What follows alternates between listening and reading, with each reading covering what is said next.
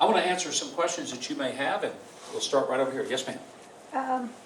What would you do to stop child sacrifice in America?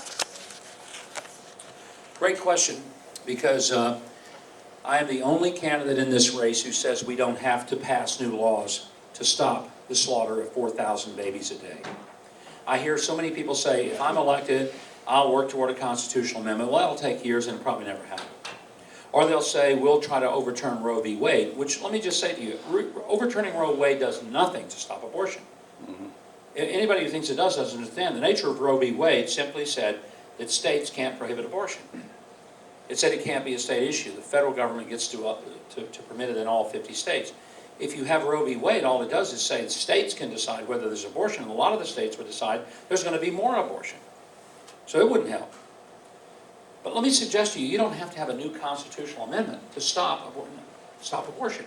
And by the way, I didn't say to stem the tide or to stop Planned Parenthood funding. Sure, we should have stopped Planned Parenthood funding. But folks, simply stopping the funding to one of many organizations that kill unborn children is not a worthy goal, not worthy enough.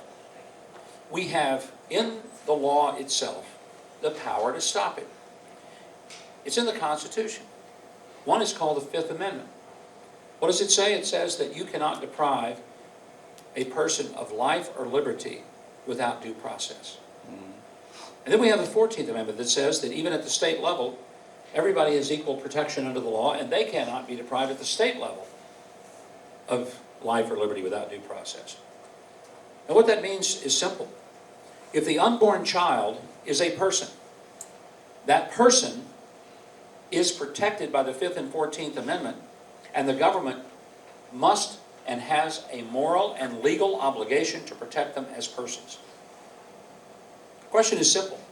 Is the unborn child a person, or is it a blob of tissue?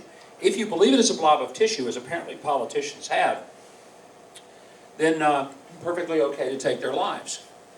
If, however, you believe that that is a human being, then the government has a responsibility to protect.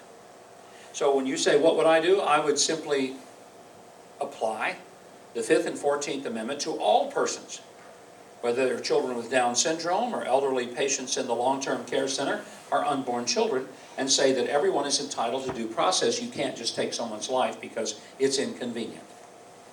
And by virtue of doing that, you would abolish abortion immediately, instantly. In the same way that Lincoln basically abolished slavery by defying the Dred Scott decision of 1857. Now, look, let me tell you the practical effect. It would have an immediate reaction, and it would not be positive from the left. I would be sued, we would go to court, and here would be the court case. Is the unborn child a person or not? And that would be the basis. I'm more than willing for us to fight that battle, because biologically, you know, when liberals say the science is settled, when talking about climate change, even though the science isn't very settled about that, I'll tell you what it is settled about. It's settled about that an unborn child is a human being. Because now we know from the DNA that that person's DNA at the moment of conception is the same DNA that that person will have even if it lives to be, he or she, to 90 years old. It'll be the same.